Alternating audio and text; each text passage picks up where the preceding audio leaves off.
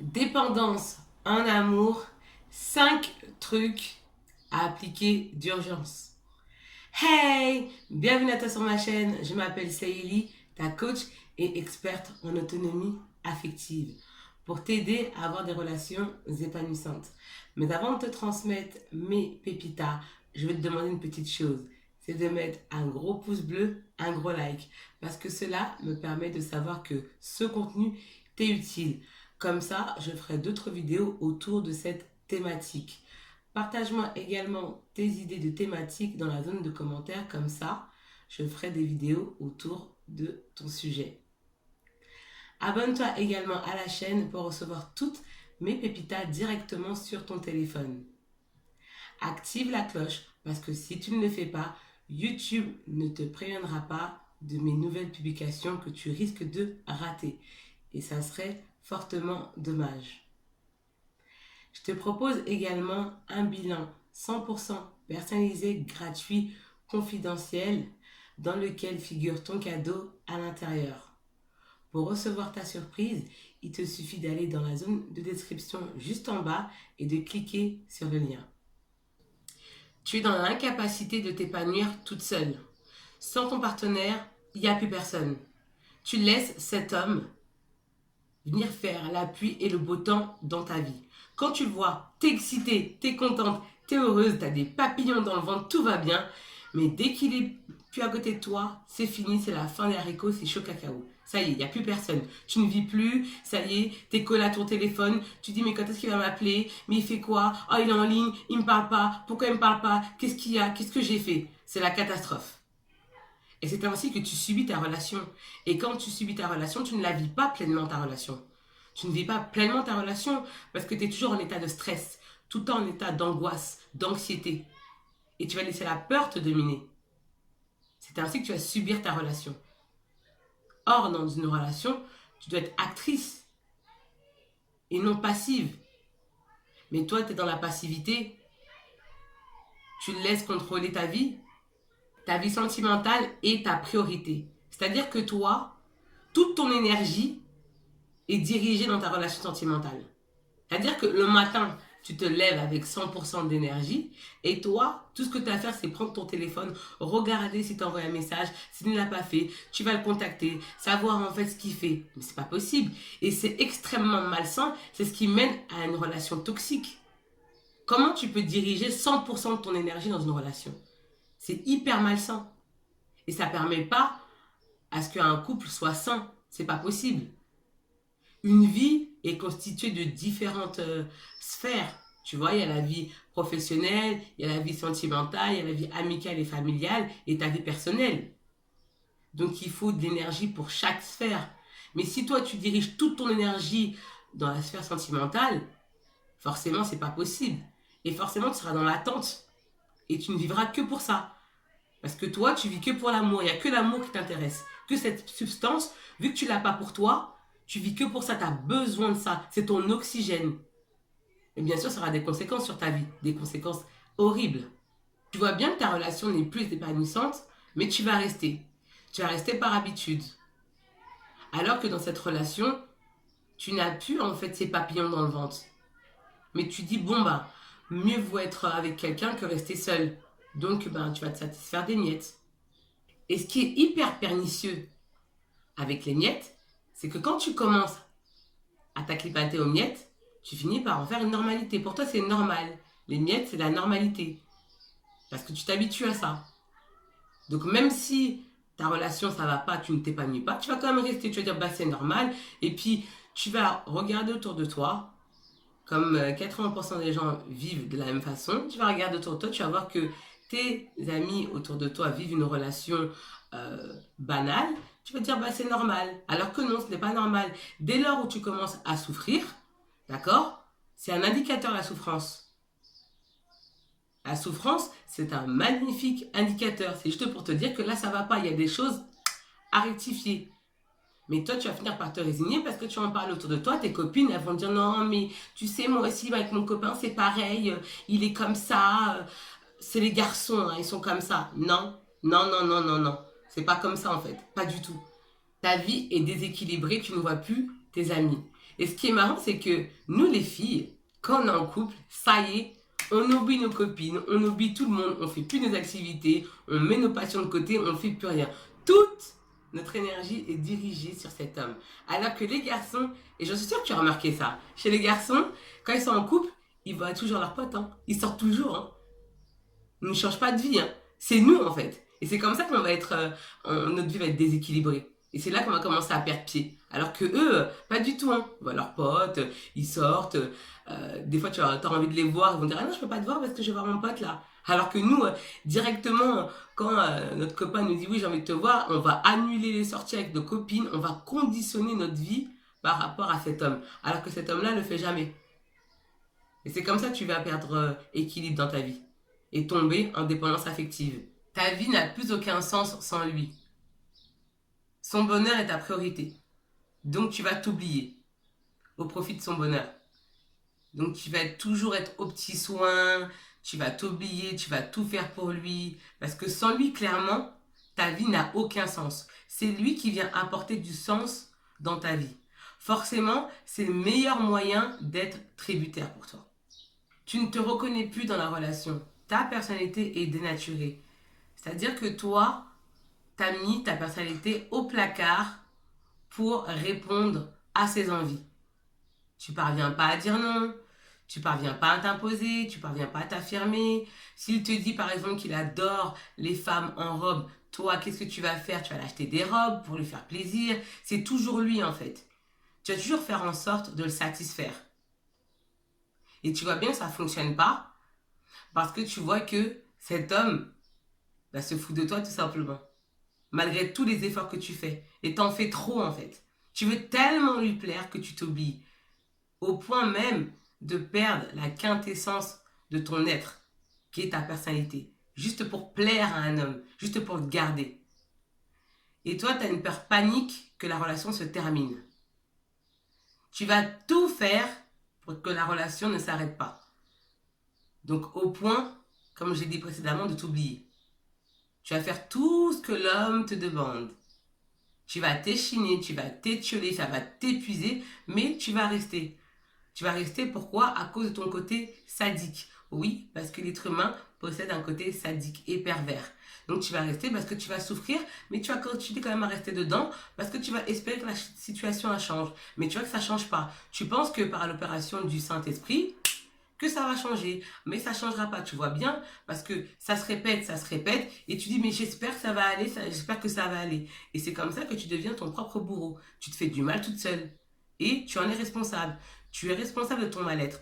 Tu es responsable de ton malheur. C'est à toi de mettre les actions en place pour ne plus souffrir. C'est pour cela que dans cette vidéo, je partage avec toi 5 trucs à appliquer d'urgence pour te libérer de ta dépendance en amour. Premier point, il faut que tu aies une haute volonté d'acceptation du changement pour enrayer ta situation négative.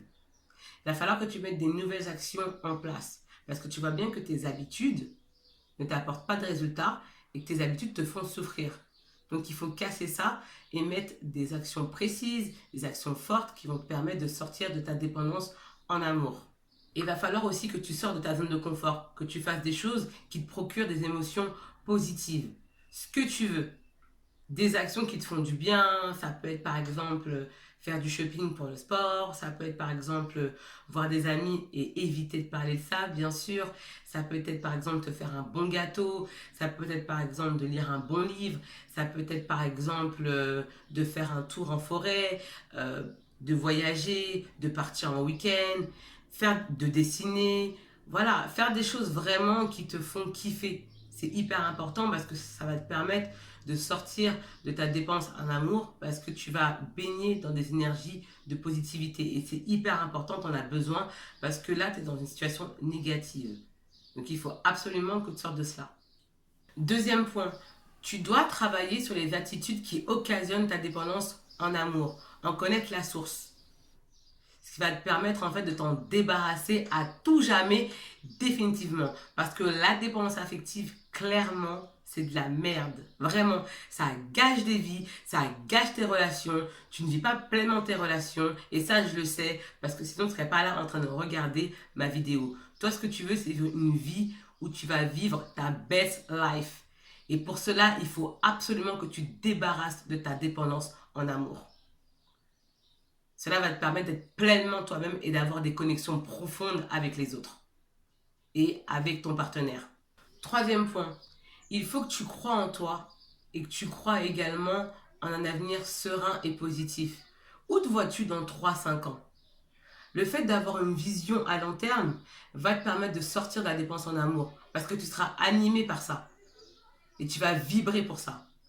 Bien souvent, quand tu es en dépense en amour, c'est que ta vie manque d'excitation, manque de fun. Ça peut arriver parfois parce que la vie est constituée de cycles positifs et négatifs. Ça peut arriver. Mais dès lors où ça commence à perdurer dans le temps, c'est que ça ne va pas. Il faut mettre des actions en place. Et là, ça serait bien que tu aies une vision. Parce que ta vision, à long terme, va te permettre d'avoir l'attitude qu'il faut, le comportement qu'il faut et va révolutionner ta vie. Parce que tu vas te dire, mais moi j'ai un projet, j'ai un truc à faire, dans 5 ans je dois être là-bas et il faut que je fasse tout pour être là-bas. Et tu vas avoir vraiment l'amour comme la cerise sur le gâteau. Parce que toi, pour toi, l'amour, c'est le gâteau. C'est vraiment ta perception. Alors que l'amour, c'est seulement une cerise, un plus qui arrive. Mais toi, c'est un gâteau. Toi, c'est ta fondation, l'amour. Et c'est pas possible. Et surtout, c'est que c'est l'amour de ton partenaire, la fondation de ta vie. Alors que c'est juste pas possible. C'est toi, en fait, le gâteau. D'abord, c'est toi. Et après, ensuite, le garçon, il vient là. Il vient en valeur ajoutée. Après, il ne faut pas que tu t'en veuilles, hein. C'est juste que tu n'as pas reçu d'éducation en matière sentimentale. C'est pour ça que tu as une perception qui est un peu fallacieuse, qui est un peu faussée de l'amour. Parce que tu as grandi comme ça. Donc ne te fais pas mal à la tête. C'est juste que là, tu es adulte. Là, tu es capable de prendre ta vie en main. Donc tu me prends ta vie en main. C'est juste ça. Mais ne culpabilise pas. C'est pas de ta faute, hein. Si personne t'a appris, comment tu veux savoir? Tu n'as pas deviné toute seule, hein. L'amour, c'est un apprentissage, hein. Si personne t'a appris, bah, ça va être compliqué, tu vas faire des erreurs, tu vas faire des bêtises. Et comme l'être humain fonctionne par habitude, tu vas répéter, tu vas répéter, tu vas répéter les actions. Et comme beaucoup de personnes ne savent pas ce que c'est la dépendance affective, tu peux en parler autour de toi, on va te dire, oh mais c'est rien, tu sais, ton copain, c'est un petit con, tu vas retrouver un autre. Alors que le problème, la source, c'est toi. D'accord? À un moment donné, faut arrêter d'accuser les autres. Faut arrêter à un moment donné. Parce que les excuses, ça suffit. Les excuses, c'est pour les faibles. Dire, ah, c'est pas de ma faute, c'est la faute d'un tel, c'est la faute de mon doigt de pied, c'est la faute de mon orteil, c'est mon chien qui a fait ça. Donc, tu arrêtes de me trouver des excuses, tu t'orientes solution, d'accord? Et tu vas sortir de cette dépendance en amour. Parce que tu en es capable. Ton potentiel, il est illimité. En revanche, ton temps est limité. Donc, il faut passer à l'action maintenant et arrêter de trouver des excuses à dormir debout. Ça ne sert à rien. Même si ta dépendance, elle vient de l'enfance ou autre, ok, tu étais enfant. Maintenant, tu es une femme, donc tu es actrice de ta vie. Donc, tu fais ce qu'il y a à faire pour sortir de ça. Parce que la dépendance affective et la dépendance en amour, ce n'est pas une vie. C'est vivre en fait au travers de l'autre. C'est être en fait une sorte d'accessoire. C'est être figurant de sa vie. Mais toi, t'es pas une figurante. Toi, t'es une actrice. C'est ton film. Donc, c'est toi l'actrice principale. Tu en es la protagoniste. Et oui. Quatrième truc à appliquer d'urgence. Il va falloir que tu intègres un jour bien-être où tu vas prendre soin de toi. Parce que le plus gros problème des femmes, c'est l'estime de soi. L'estime de soi, c'est un problème qui touche beaucoup les femmes.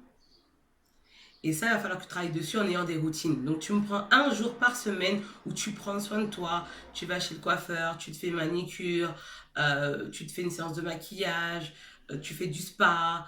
Un truc qui te fasse du bien, qui te procure des émotions positives. Parce que l'estime de soi, c'est un aspect fondamental dans le développement personnel et dans ton développement. C'est indispensable. Parce que pour que tu sois bien avec ton partenaire ou les autres, il faut que tu te sentes bien et que tu aies une belle image de toi. Parce que le fait d'avoir une belle image de toi, quand je dis belle, hein, c'est pas être belle au sens littéral du mot, être jolie, c'est pas ça.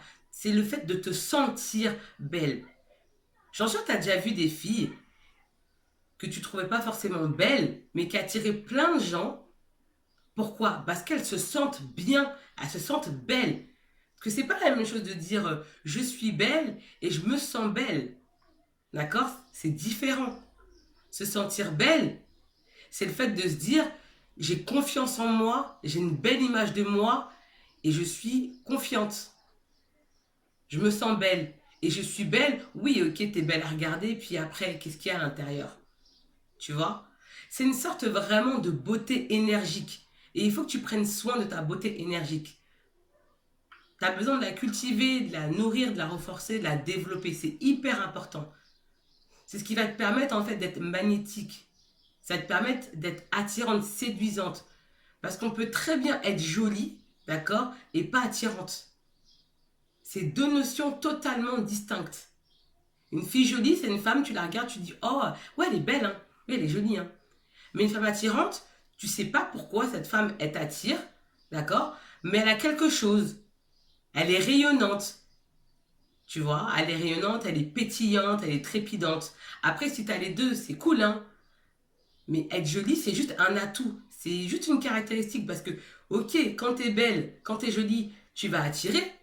D'accord? Tu vas attirer les hommes à toi, tu vas attirer les gens à toi, parce que il faut dire que l'apparence physique est un sous-principe de psychologie. Ça attire les gens quand tu vois quelqu'un qui prend soin d'elle. Mais si à l'intérieur il n'y a rien, c'est vide, bah tu vas laisser tomber. Tu vas partir. Bah sache que pour un homme, en fait, c'est la même chose.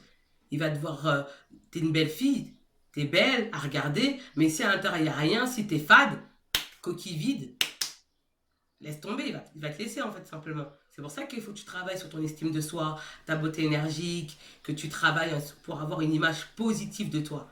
C'est ce qui va te donner confiance. Tout part de toi, hein. C'est comment tu te traites, comment tu te gères, comment tu prends soin de toi. C'est ça qui va déterminer les personnes que tu vas attirer et même ta vie même. Donc intègre-moi cette routine. Il faut que tu t'obliges à intégrer cette routine, cette journée où tu vas kiffer, tu vas prendre soin de toi. Même si tu es marié, même si tu as des enfants, il faut que tu trouves ce temps. C'est important. Parce que tu es bien plus qu'une femme au foyer, ou une femme mariée, ou une femme en couple, ou célibataire, ce que tu veux. Tu es une femme. Tu es une femme, tu es une femme de valeur et tu dois prendre soin de toi. Et ça demande du temps. Le corps humain, il a besoin qu'on s'occupe de lui, il a besoin d'être chouchouté. C'est comme ça qu'il se sent bien. En plus, on est bien plus qu'un être corporel et une enveloppe charnelle. Parce que nous sommes des êtres émotionnels, spirituels, mentaux, d'accord? Et également, il y en a un autre. Il y en a un autre. Je sais qu'il y en a un autre. Donc j'ai dit mental, spirituel, émotionnel et physique. Voilà. Et ça, il faut le nourrir au quotidien. Il faut le nourrir. Et ça se travaille. Donc il faut que tu le fasses. D'ailleurs, si tu veux qu'on effectue ce travail ensemble, moi je serais ravie de le faire avec toi. C'est pour cela que je te propose mon bilan 100% gratuit, personnalisé, confidentiel, dans lequel figure ton cadeau à l'intérieur. Pour le recevoir, il suffit que tu ailles dans la zone de description, juste en bas, et tu cliques sur le lien. Parce qu'ensemble, on peut révolutionner tout ça.